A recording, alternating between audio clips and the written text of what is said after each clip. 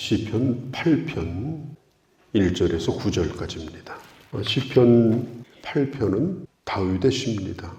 오늘 3절에 보니까 주께서 하늘과 베풀어 두신 달과 별을 내가 보고 있다. 그러니까 아마도 이 시는 이 다윗이 눈을 감고 상상해서 지은 시가 아니고 실제로 달과 별을 보면서 지은 시라고 생각이 됩니다. 아마 이 다윗은 이런 경험이 많았을 거예요. 왜냐하면 그 어렸을 적에 목동이었습니다. 그러니까 목동은 낮에도 일하지만 이제 양떼를 데리고 나가면 몇 날씩 집에 돌아오지 못하고 이제 야영을 합니다. 그 낮에 양을 데리고 다니다가 그 양을 양우리든지 아니면 동굴이든지 이런 데다 양을 이제 모아놓고 이제 밤에 그 양문을 지키는 거예요. 뭐 졸다가 깨다가 이제 그렇게 하겠죠. 그 자다가 일어나서 이렇게 보니까 이 달과 별이 있는 하늘을 보면서 아마 이런 시를 짓지 않았는가. 저희도 어렸을 적에 이제 밤에 자다 일어나지 않습니까? 그러면은 얼마나 하늘에 별이 가득한지 그 예수 안 믿을 때인데도 참, 정말 신비롭다.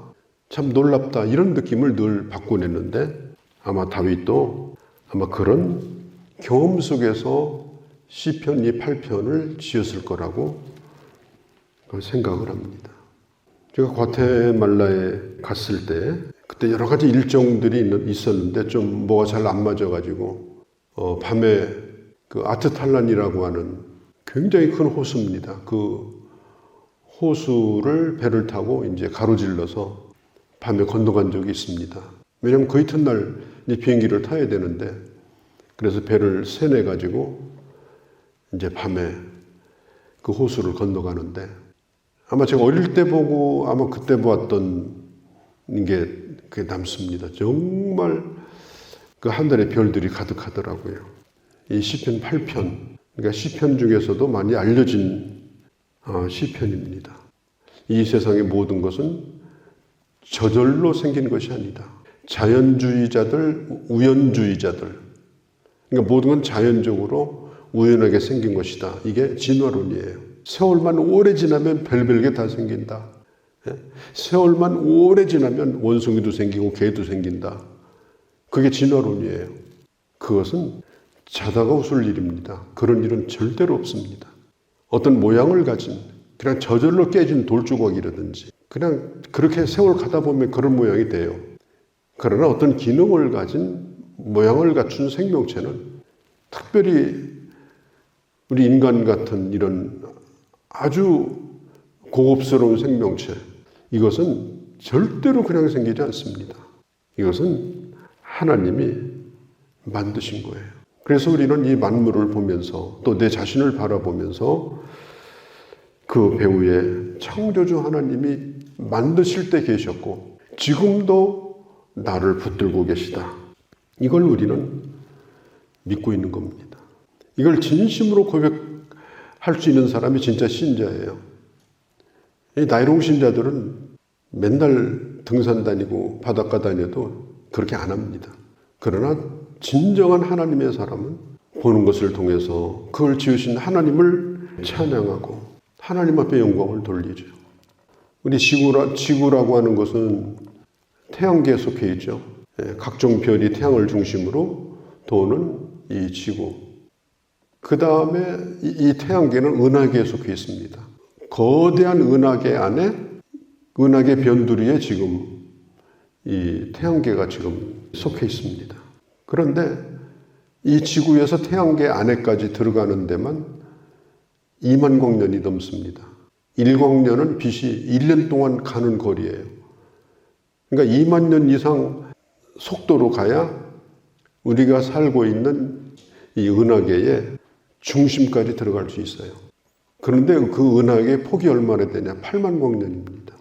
그러니까 우리가 속해 있는 이 은하계가 어마어마하게 큰 거예요. 그런데 이런 은하계가 이 우주에 얼마나 있느냐? 수억 개가 있습니다. 수억 개. 수억 개의 은하계가 지금 이 우주 안에 존재한다고 지금 발견된 것만 해도 수천 개가 이미 발견이 됐고 그 너머에 또 수억 개가 있고, 그러니까 우리가 생각하는 우주가 그렇게 작은 게 아닙니다. 저는 우주가 끝이 없다고 생각하지는 않아요. 분명히 끝이 있을 겁니다.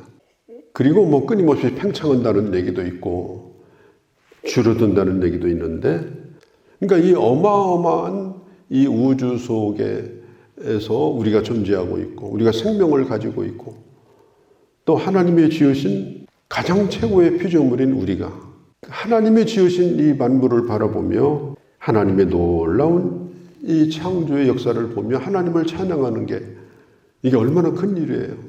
이게 얼마나 하나님을 기쁘시게 하는 일이에요.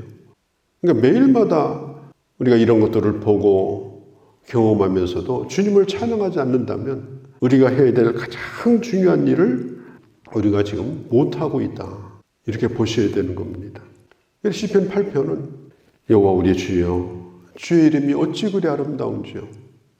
그런데 끝도 똑같이 그렇게 맺습니다. 9절에 여호와 우리 주여 주의 이름이 어찌 그리 아름다운지요. 그러니까 이 시의 주제가 뭐냐면은 주의 이름이 어찌 그리 아름답습니까? 이 아름답다는 말은 그냥 우리가 흔히 생각하는 이 뷰티풀이 아니고, 이 아름답다는 이 말은 본래 이 언어의 뜻은 위험하다, 굉장히 위험스럽고 장엄하고 또 굉장히 크다. 우리가 조그만 것을 보고 이거 참 작품이 아름답네 이런 것이 아니라 어마어마하게 큰 것을 표현하는 아름다움이에요. 그러니까 하나님의 그 창조의 세계의 장엄한 그것을 보면서 참 주의 이름은 아름답습니다. 이 하나님의 작품, 이 모든 이 내가 보고 있는 것은 작은 것부터 큰 것까지 이것은 단순한 사진 찍을 때 그냥 뒤에 나오는 배경이 아니고 나를 받쳐주는 배경이 아니고 이것은 바로 하나님의 작품입니다. 하나님의 작품의 전시장이 내가 오늘 보고 듣는 겁니다. 어디 조그만 거 뭐 어디 작품 전시회 가서도 야, 참 아름답다 그러는데 우리는 눈 뜨는 순간 보고 듣는 모든 것을 통해서 하나님 앞에 영광을 돌리고 하나님을 찬양하고 또 하나님을 생각하고, 이렇게 좋은 걸 보면서도 그냥 불평을 입에 달고 다니고 화가 치밀어가지고 욕하고 다니고, 하나님의 창조물이요 하나님의 백성인 우리가 그렇게 해서는 안 된다. 다시 한번 생각을 해봐야 됩니다. 2절에 보면은 어린아이들과 젖먹이의 입으로 권능을 세우시며, 이게 뭐냐면 다윗이 자기 자신을 가르쳐요. 자기 자신을 어린아이와 젖먹이의 비유를 합니다.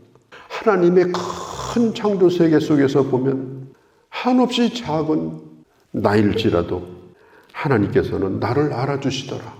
내 찬양을 받으시고 나를 인정해 주시고 하나님은 나를 알아주시더라. 또 하나님은 나를 사랑하시더라. 인격적으로 이 우주를 만드신 하나님이 나를 사랑하신다. 그 믿음을 가지고 3절에 내가 보오니, 내가 달과 별들을 보오니, 그런 눈으로 보는 거예요. 우리가 인생을 살아가는 것이 하나님 앞에서 참 소꿉장난 하는 것처럼 어떻게 보면 참 철학이 그지없고 참 짧게 있다가 우리가 이 세상을 떠나가는데, 분명한 것은 이 땅에 있을 동안도 우리는 하나님이 만드신 피조물 가운데 하나입니다. 그냥 어떻게 있다가 태어나서 있다가 가는 것이 아니고 하나님이 만든 이 모든 것 가운데서도 내가 보니까 하늘과 달과 별을 보니까 어찌 그리 아름다운지요. 그러나 더 아름다운 건 뭐냐? 주의 손가락으로 만드신 것. 이 모든 걸 주님의 손가락으로 만드셨습니다. 이게 주님의 작품입니다. 나도 거기에 포함이 됩니다. 그러면서 4절에 말하기를 사람이 무엇이기에, 사람이 무엇이기에. 우리가 이 철학을 보면 철학의 주제가 뭐냐면 인간이 뭐냐, 이게 철학의 주제예요. 인간이 뭐냐. 그런데 하나님이 없는 철학자가 백날 철학을 연구해봐야 인간을 모릅니다. 인간을 알 수가 없어요. 뭐 갖가지 용어로 그럴듯한 말을 해도 그건 다 무식한 말입니다. 사람이 무엇인가를 아는 것은 나를 지으신 하나님 안에서 나를 아는 거예요. 그래서 요한 칼빈 선생은 이런 얘기를 했어요. 인간에게 있어서 인간이 알아야 될 가장 위대한 지식이 뭐냐? 첫째는 하나님을 아는 것이요. 둘째는 그 하나님 안에서 나를 아는 것이다. 나의 나됨을 아는 것은 내가 무슨 철학적인 생각을 가지고 아는 게 아니에요. 하나님 안에서 내가 누군가. 그걸 알면 답이 나옵니다. 지금 오늘 이 시인도 주의 손가락으로 지은 모든 것을 보는데 그 가운데 사람이 무엇이건데 사람이 무엇이기에 존귀로 영화로운 왕관을 씌우셨습니까? 여기 보면 하나님보다 나를 조금 못하게 하셨어요. 제가 오늘 책에 보니까 너무 개를 좋아해가지고 식구들이 그런데요. 당신은 개아버지라고. 개를 너무 좋아하니까. 그래서 개아버지 이렇게 불렀다는 거예요. 근데 그분이 쓴 글에 이런 얘기가 나와요. 내가 개아버지라고 나를 불러주는 건 난 싫지는 않다. 왜? 난 개를 사랑하니까. 그런데 나는 절대로 너는 개 아들이다 이런 소리는 안 듣겠다. 나는 개 아들이 아니다. 나는 개를 사랑할 뿐이지 나는 개가 아니다. 이걸 잊어버리면 안 돼요. 개는 사람이 아니에요. 우리는 가만히 생각해 보셔야 돼요. 하나님이 이 세상을 만드실 때 개는 개 모양으로 만드시고 소는 소 모양으로 만드시고 말은 말의 모양으로 만드시고 가만히 하는 거 쳐다보세요. 개는 개의 짓을 해요. 소는 소 짓을 하고 그러면 사람은 무슨 모양으로 만들었을까요? 이 사람의 모양은 뭘까요? 하나님의 모양으로 만드셨습니다. 창세기가 그걸 증명을 해요.